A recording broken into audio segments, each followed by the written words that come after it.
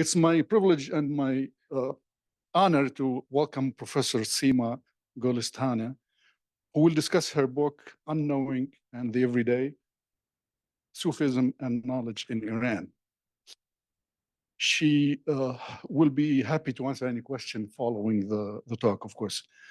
Seema Golestaneh is an associate professor in Cornell's Department of Near Eastern Studies. Her research in anthropology and religious studies explores contemporary Islamic thought with a special focus on Persian-speaking communities.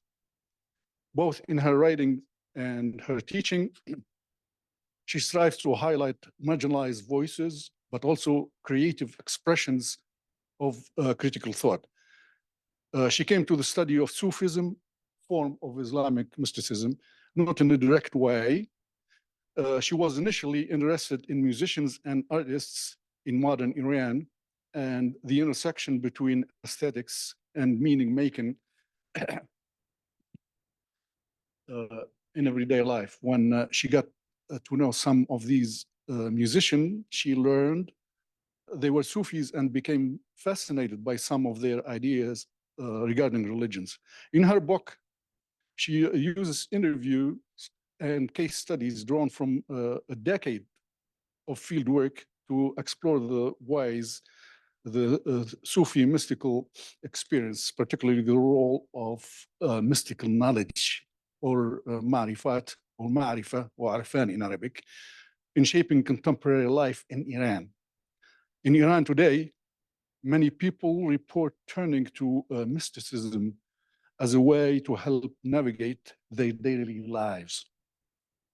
Seema explores this phenomena as well as the role of Sufism and modernity in Iran, especially the ways that the unknowing of knowledge can open more new possibilities of thinking about modern life. Please join me in giving her a warm welcome. Thank you so much, Ali, for that very generous introduction, for taking the time. And thanks very much also to everyone involved with Chats in the Stacks. I'm a big fan of this series, so it's really a pleasure to be a part of it now. And also thanks everyone in the audience for coming, especially on such a beautiful day. You know, it's hard to get in on one of the first warm days of the year, so I appreciate that. And so, you know, before I get into the meat of the project about this concept of unknowing, of matter of fact, I'll start with a little bit of background, sort of the broader demographics about the different groups I worked with. So I worked with a number of different Islamic mystical groups throughout Iran, in cities like Tehran and Isfahan and Kerman, and to a much lesser extent, Shiraz. And so the folks I worked with are all Persian-speaking, Shia-identified Sufis who claim some sort of lineage with Shah Ni'matullah Wali, the 14th century sheikh who started out in Damascus and ultimately, after a long period of wandering, settled in Kerman in Iran in the southeast. So some of these collectives I worked with were parts of large orders with an established history and background and branches throughout Iran. And other groups were much smaller, more localized, kind of congregation-style collectives. All of my interlocutors lived lives very typical of non-Sufi Iranians, meaning they went to work, they went to school, they weren't very different in terms of, for the most part, dress. They didn't live in the Sufi meeting place, the Khanagahs, like the Sufis of old. So they were largely indistinguishable from their other sort of fellow ethnic Persian Iranians, and they come from a wide array of class backgrounds. I'd be happy to speak more about the demographics during Q&A, but for now, I'd like to discuss sort of one unifying feature of all these different collectives, and that is their particular interpretive stance toward mystical knowledge, which is also known as matter of fact. Or other terms are irfan, as Ali noted too. While matter of fact is typically translated as gnosis, I instead translate matter of fact as unknowing. So a note that matter of fact is also a term which has a myriad number of interpretations, easily thousands, perhaps over the millennia. But when I use both matter of fact and unknowing today, I'm referring just to the interpretive stance or the interpretation of my interlocutors. And so what I found in my research was that for my interlocutors, Sufism was not an escapist or transcendent sort of phenomenon, but something that held real application, or amal, they would say, for their everyday lives. And, I was surprised to find this. I didn't know what I would find when I was speaking to folks. And so I realized as I was, doing this project, not only because it's engaged with the everyday, but when they talk about these mystical ideas, which could be seen as very abstracted, very esoteric, they're not operating really on the realm of metaphor or something that is, disparate from the world. But rather, I have to take these mystical ideas very seriously. For example, when Sufis talk about the dissolution of the self, or fana, which is kind of like the dissolution of the ego. Again, this isn't a metaphor. This is actually a new form of subjectivity that they're promoting, or trying to espouse, I should say. And this brings us, to this concept of unknowing. So, what is unknowing? It's first and foremost, I would say, it's a concept that's based on the affirmation of the unknowability of the divine. It's a very sort of basic place to start, but the divine is ultimately something that is beyond human comprehension. And so, everyone's kind of on board with this. It's not particularly Sufi, or most Muslims, are on board with this. But what's really fascinating is that Sufis sort of take this point and don't consider it as an obstacle to thinking or contemplation. They rather see it as an opportunity for a new form of knowledge, a new type of thinking. In other words, they've firmly positioned themselves at this juncture, this limit of human thought. In developing their epistemologies, they're operating from a position of accepting and emphasizing that there will always be that which we do not know. So, thinking of this, we might posit unknowing not as a form of anti-knowledge or even meta-knowledge, but rather an awareness that there is always that which we will not know. There's an engaged awareness that we know nothing. So there's an awareness about it. It's not, again, anti-knowledge or thinking we have to move away. It's a different form of thinking. As I'll mention, it involves sort of a different form of consciousness even. And so, there's lots of writing about this as well. And so the Sufi groups, again, really take this conceit as the foundation of their broader epistemologies, their broader systems of knowledge.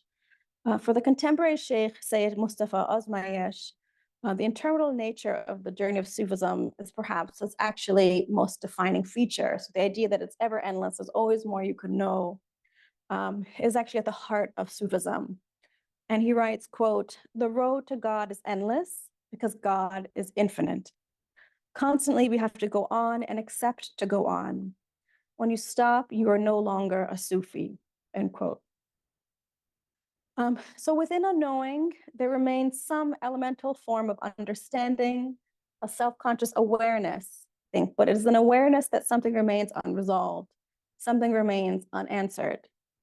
Haj Nur Ali Tabande, the highest spiritual authority figure, or the Qutb of the Nimatullahi Sultan Ali Shahi Sufi order, who passed away in 2019, offers the following definition of marifat, or unknowing, emphasizing again the lack of finality that it invokes.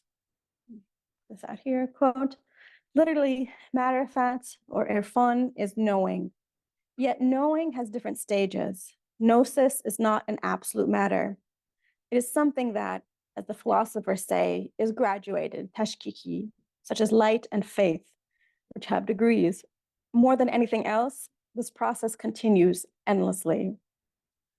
Here then we see one of the first aspects of unknowing, that it contests the finality of thought, suggesting an intimation of knowing as a process without endpoint, and again, that there will always be that which we do not know. Far from advocating the removal of knowledge, this form of thinking, where thought is compelled to its limit, rather emancipates thinking as an automatic, systematic means to an end and allows it to operate as a constantly searching, ceaselessly critical investigative device. So what it's really coming out here is a new mode of thinking, and it really is an active engagement that they're pushing for. And ultimately, unknowing is exactly that. It causes one to unknow something. So sort of bringing back this really more lofty kind of philosophical ideas to the, real world, the profane world. What does it mean when you try to apply this critical lens to, the everyday? Ultimately, what I found was that it's a way of kind of unraveling, what knowledge you take pretty crudely sort of for granted, almost in a way. It takes a seemingly concrete and finite entity and unravels it. It's sort of a blurring of its ends and its beginning. It renders the once familiar unfamiliar. In some cases, the challenge is very ontological status, puts it into question. As the 11th century writer Ahmad Ghazali explained it in his famous treatise, Sawaneh, this station is beyond the limit of knowledge. And this is the word aql, which is different from ma'rifat, which is mystical knowledge. So this station is beyond the limit of knowledge, aql, and the elusive expression of knowledge cannot reach it any more than its outward expression, ibarat. However, the illusion of mystical epistemologies will indicate it, for unlike knowledge, the boundaries of which are well constructed, the boundaries of mystical epistemology leads to ruin. Here is the dashing of waves on the ocean of love, breaking on themselves and returning to themselves. This ruination of boundaries of that which is contained was seen throughout many of my case studies. And so, again, we think about how unknowing is applied to the real world, and I promise I'm going to give examples. So we've discussed it as its philosophical ideas and abstraction. And so how, again, though, did I found that my interlocutors were applying this idea to their everyday lives? And it goes back to this idea of application or amal. And I'll say sort of as a side note, it took me a while to actually, I did all the field work and I had to figure out the analysis, and it was almost sort of reverse engineering about saying, okay, do they work? And then, okay, these are the ideas that are sort of coming together and connecting them. And really, the ethnography is the heart of the project. And at the heart of this are 4 ethnographic case studies. And so in each instance, I trace the affective and sensory dimensions of ma'rifat as it influences the mystic's understanding of text and authority, the self, memory, and place. I speak with 2 sheikhs whose belief in the endlessness of meaning is found in works of poetry, and they believe in the ultimate unknowability of the text. And what's fascinating about this is, though, they believe that the text has infinite possibilities. You can interpret it in many ways, especially poetry. But this is, a hermeneutic stance, an interpretive stance that is pretty common. But what was interesting was that it led them, actually, the sheikhs, who are nominally spiritual authority figures, to confirm the limits of their own authority, as saying that, well, there's always going to be options. I can't tell you the right answers. And so when you have, someone's textual authority, their ability to interpret, put in question, especially within the Islamic context, that's going to put their entire sort of spiritual, and if you want to say sort of temporal authority, in question as well. But they were actively doing it themselves. They were kind of inviting this questioning of their own authority. And it was very interesting. One of them actually found it quite liberating. And the other one was a bit melancholy about that, I'm always going to fail my students.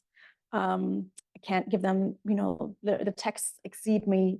Only the saints can kind of provide more insight. But the other one found it really delightful that, there's always play, there's always possibility. Another case study revolved around the musical zikr ritual. So this is a ritual of remembrance. The famous ones are the whirling dervishes, of Turkey, the people going to whirling, going to sort of semi-trance or trance.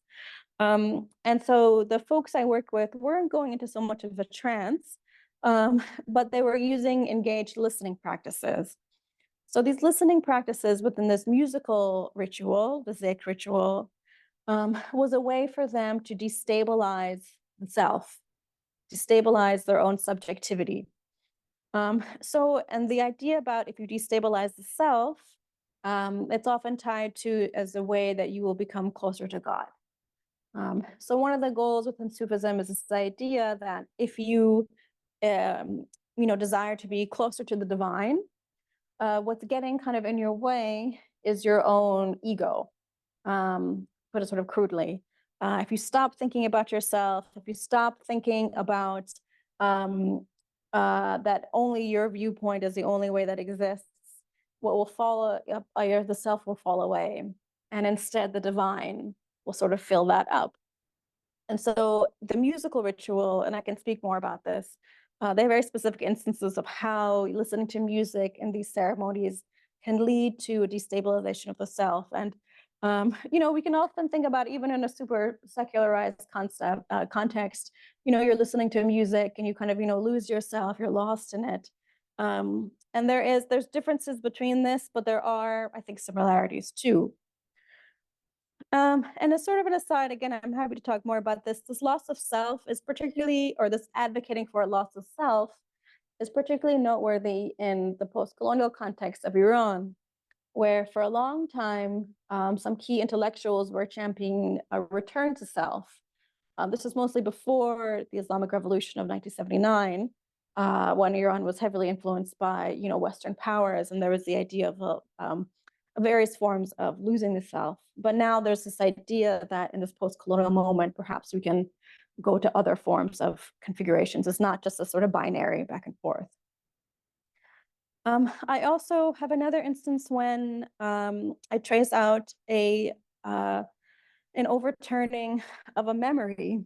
So this is a chapter I call Unknowing of Memory.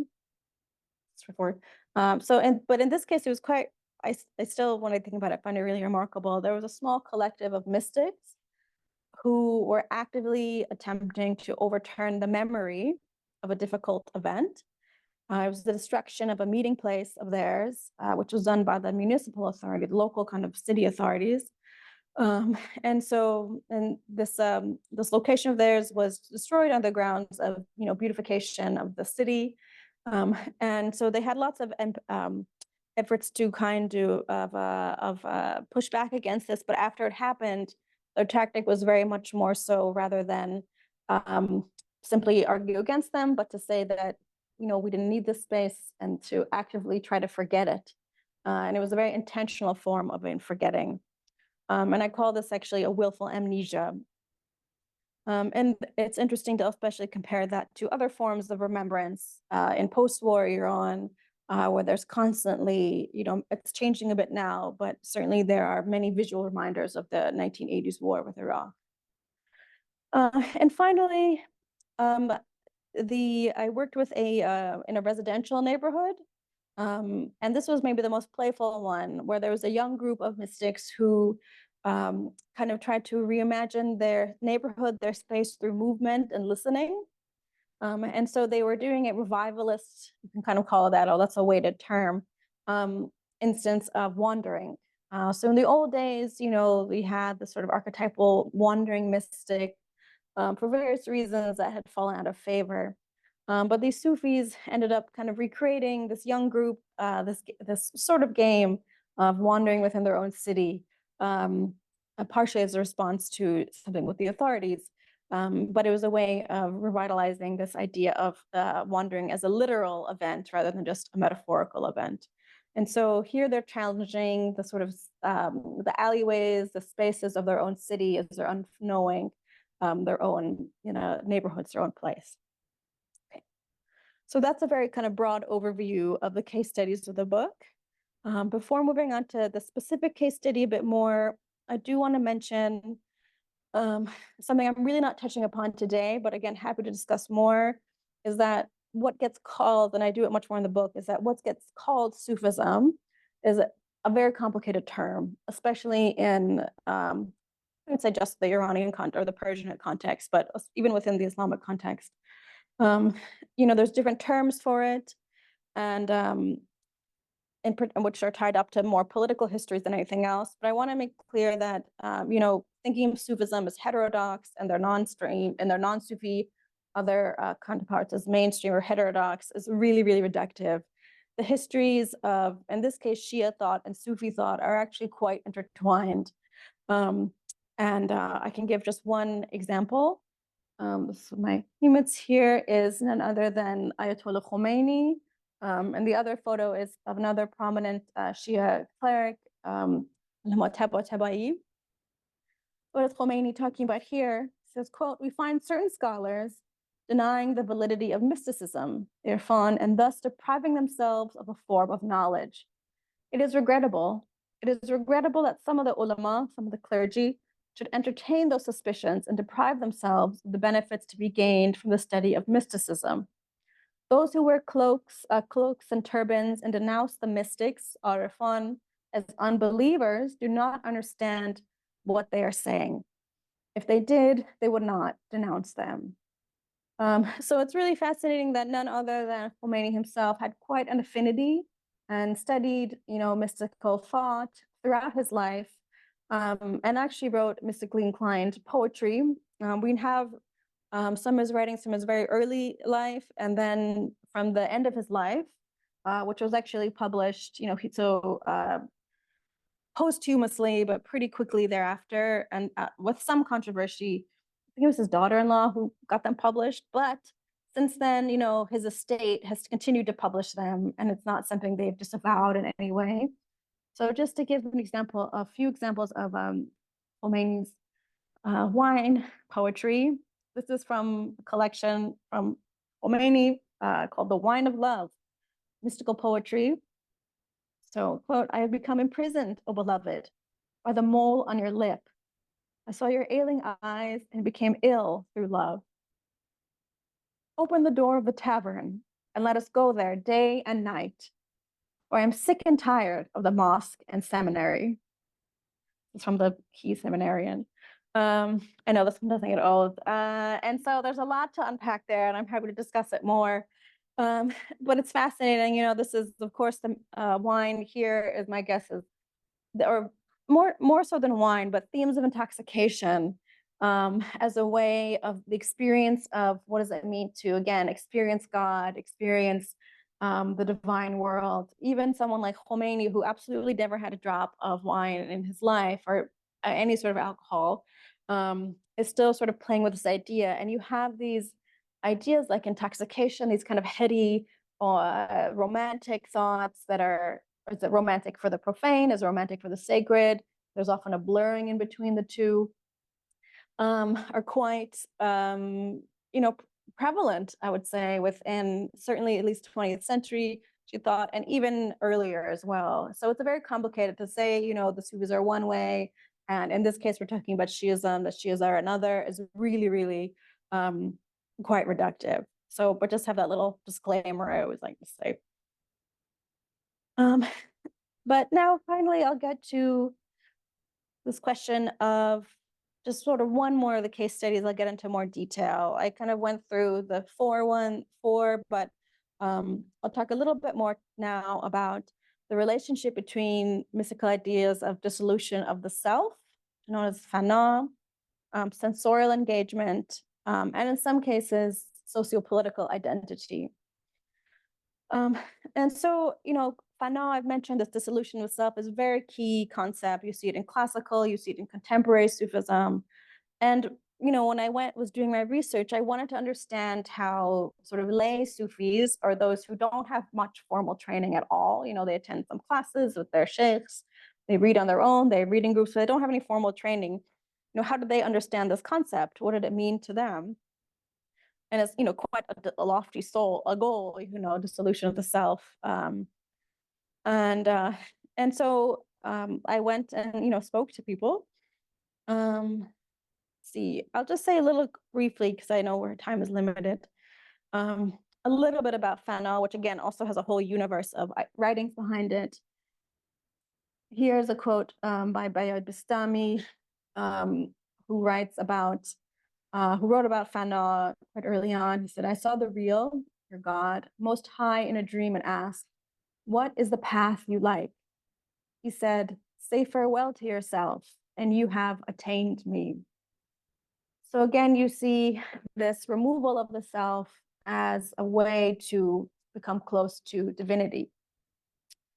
And this is something that, my interlocutors would all know. So, I was curious how people were understanding this idea. And what I found was that how people kind of interpreted this concept fell into two groups. The first group described the extinguishing of the self in terms of a loss of what might be called sociopolitical identity, and or material conditions. For them, the lessening of the self meant that they were freed from the concerns of being a person in the world, unencumbered by, very serious material concerns like unemployment, financial problems, family issues, basically freed from the difficulties of life, of the everyday. And so when I spoke to them, this group, it's less I realized sort of a reputation of the self as a whole, and more and interested in a distancing or liberation from a certain type of self.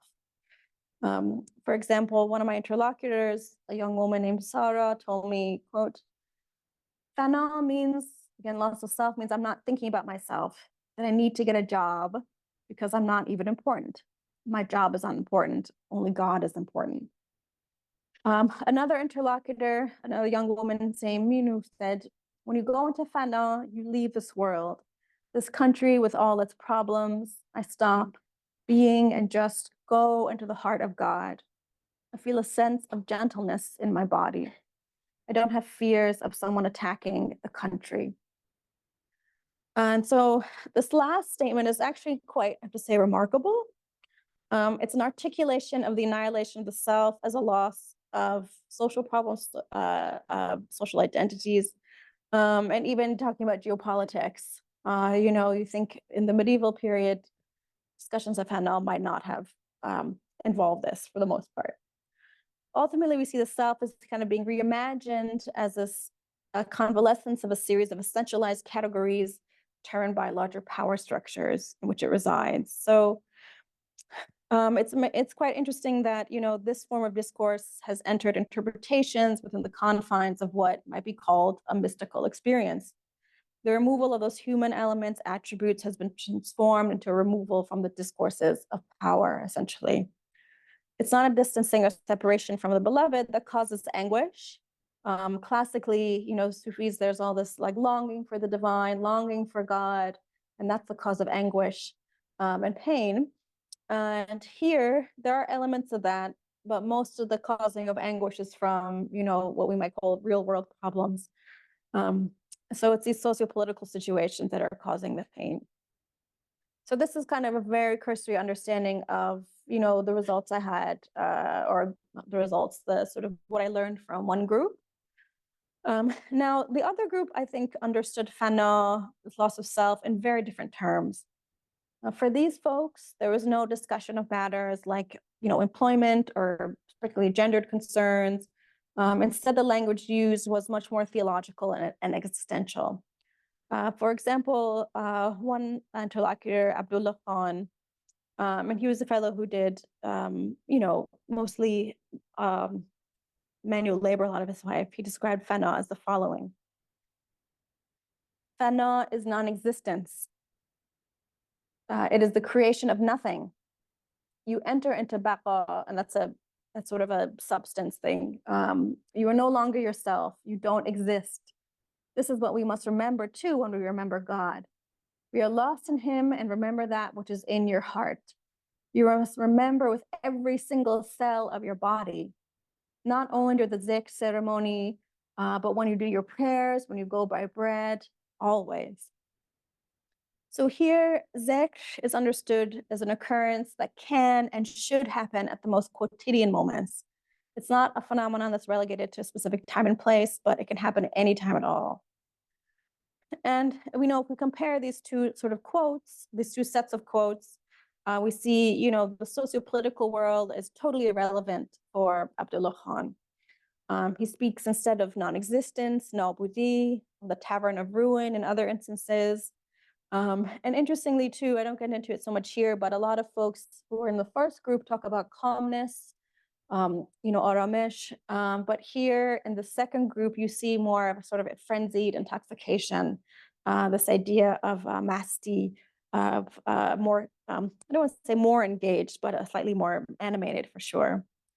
And the fact that he advises that we all must attempt to invoke such a state during quotidian moments like buying bread also speaks to a belief in theories of immanence, not transcendence, meaning it's always embedded into this world. Ultimately, Abdullah Khan's views on fana reflect not only a different interpretation of the annihilation of self, but a different understanding of the structuring of the world.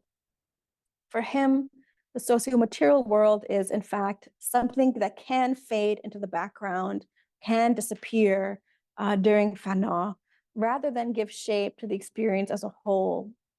Other interlocutors who are sort of in the same group as Abdullah Khan, which also included young people, described fana as a release from the prison of the self, the nafs. And this is a very common phrase within Sufism. So one of my interlocutors, this from a young man, Siru said, is, quote, is the prison that we've made for ourselves by not remembering God. We are trapped by this type of consciousness. Of course, we will only be reunited with God in death. But I'm closest to being the type of person I want to be in fana. So here it is only when the, quote, prison of the soul is no more, when subjectivity becomes dissolved through fana, when they are in, quote, non-existence, they're able to be closer to God. If matter fact is the contestation of the finality of thought, then the unknowing of the self, this questioning of subjectivity, for Sirus and Abdullah Khan and others, is the contestation of the bounded, finite self. So lastly, I think it's fair to say that the socio-material realm is of concern for neither of the two, the folks I quoted, for their sect rituals. The self, when it's extinguished, it becomes this unknown entity, which sometimes can cause frenzy, can cause, destabilization. But what is fascinating here is that I think they've rendered the socio-material world, kind of irrelevant. It's neither overturned nor destroyed, but again, made irrelevant. And to render something irrelevant is perhaps even more powerful than labeling it something to be overcome. In other words, the opposite of love is not hate, but indifference. The veiled world is not escaped, but dissolved into the unveiled world entirely. And briefly, at this point, just a moment to sort of pull back from the Sufi community. And this will be the last point I make, because I don't think we'll have time to get into the musical stuff. To turn our attention to broader intellectual trends in Iran, for these destabilized selves have been seen before in Iranian discourse. Outside of mystical traditions, and I mentioned this earlier, the questioning of the self, the loss of the self as an entity has been come up many times throughout the 20th century, if not so much the 21st. And I'll mention just two very famous thinkers here, Jalal al-Ahmad and Ali Shariati, and how might these thinkers, both of whom advocate for a complex restoration of the self within a post-colonial context, where they understand the loss of self not as something to be desired, but to the outcome of basically colonial hegemony, reflect upon these mystics' longing, for an extinguishment of the self. I wonder who these figures, long gone, advocating for the return of the self, what would they make of these people pushing for this loss? For Jalal al-Ahmad, he actually, in the past, this is in his famous essay, Was Toxification, Ghaib Zadagi, he writes about the bisimiyai, the facelessness of Iranian youth. And here it's more typical, they've lost their culture, they've lost their, religious cultural touchstones, and then sort of replacing them with an attraction to the machinations of the West, etc. And he talks about, the empty selves who've lost any sense of selfhood. So pretty straightforward. Ali Shariati is a little bit more complicated. So of course, one of the key intellectuals, he's known for sort of fusing Shia thought and history with socialist ideologies. He explored the idea of lost subjecthood in a number of writings on the theme of what he called the return to self. And so for Shariati, the scholar Arash Dawawi has written, quote, instead of imagining a return to the historically factual past, Shariati argued for a return to a self that exists immediately in the present, but is yet to be realized. So rather than a return to what once was, it's an idea that you can, return to something that has yet to be even, but could have been. For folks who are interested, it's kind of tied to like Benjamin's messianic longing, things like that. So Shariati also writes about this idea when he's thinking of the idea of the martyr, the Shahid, who quotes, he says, he's no longer human, a person, an individual. He is thought. He was an individual who sacrificed himself in the pursuit of his thought, and as a result has been transformed into thought itself. Mystical.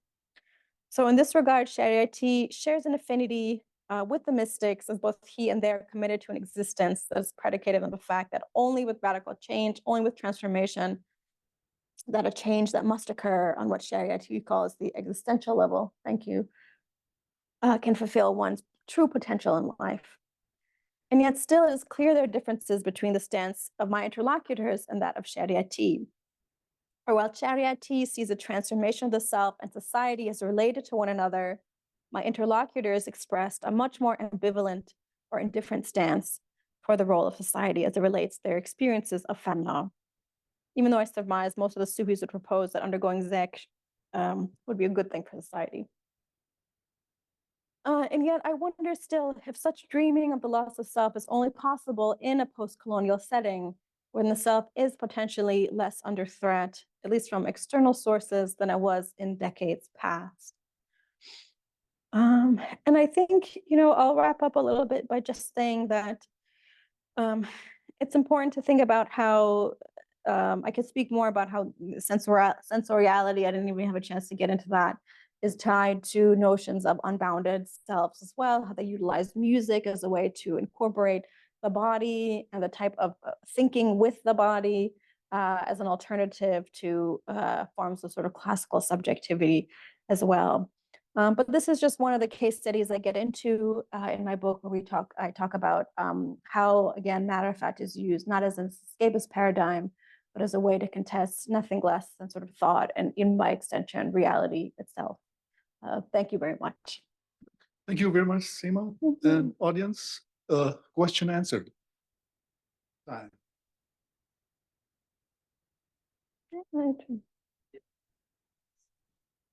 I was wondering, within your studies, were you able to observe any maybe societal implications of fana, maybe the way it affected class differences by achieving a larger self, or anything related to interpersonal connections? Oh, that's interesting. So I will say there's a few ways. One, supposedly during the zikr ritual, it is supposed to be a, erasure of all difference. Just like, the pilgrimage, the Hajj is also supposed to be the erasure in that way. Now, how it translates into actual erasures, it's harder to say, I think, in that way. But a lot of these, I would say, case studies, the impact is more, it's less outward and more just on the folks themselves about, the possibilities of what they can imagine the world to be, rather than,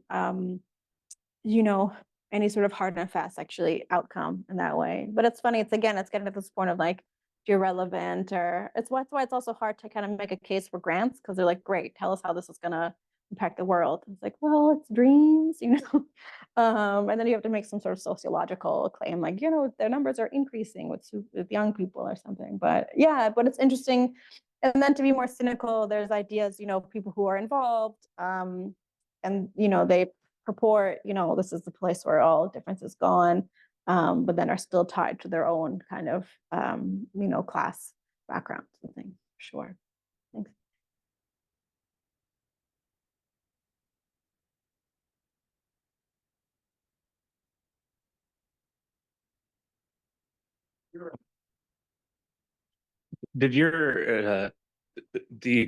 Did people's experiences of what fana is, did that change based on how they've experienced the world, what their experiences were, I guess, outside of fana, like if they were in cities versus rural, if they were younger or something like that? Did that change how they experienced this state?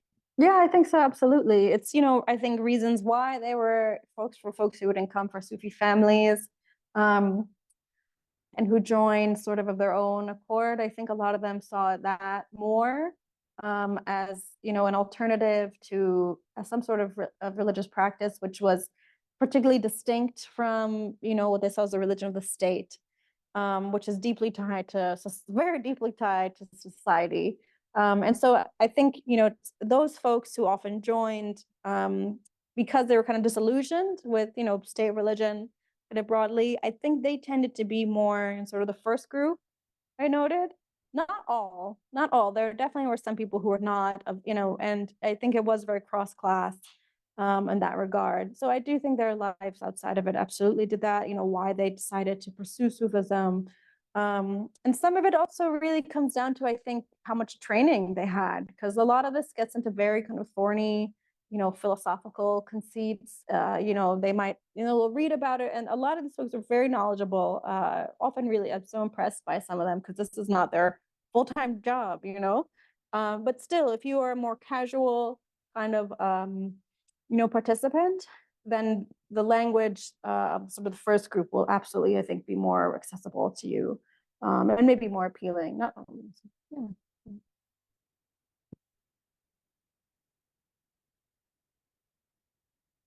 Thank you for this talk. It's super, super interesting.